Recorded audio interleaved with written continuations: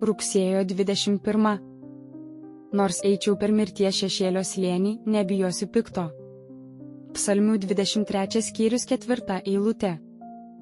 Tikrosios viešpaties kaimenės avys nebijo pikto, kadangi jos turi viešpaties malonę, nes viešpats yra su jomis, yra jų pusėje, ir parodė savo malonę joms priskirtoje išpirkos kainoje. Jis taip pat yra su jomis savo pažado žodžiuose, savo užtikrinime, kad mirtis nereiškia gyvybės sunaikinimo, bet vien tik netrikdoma, ramų miega Jėzuje iki prisikėlimo valandos.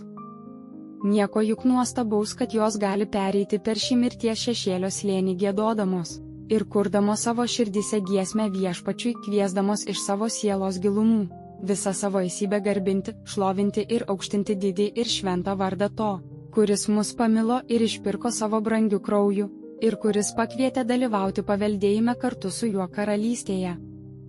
Tas mirties šešėlio slėnis tai pasmerkimo būsena.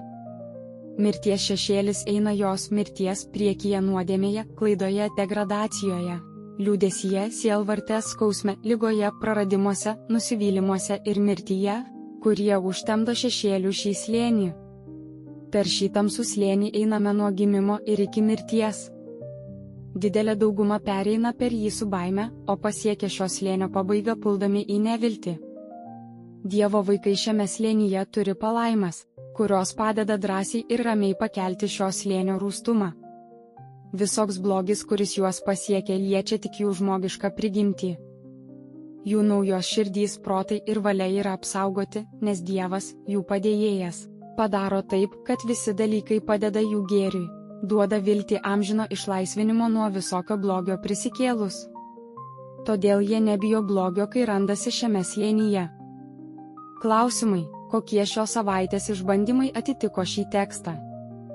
Kaip juos priėmiau? Kokios buvo pasekmės?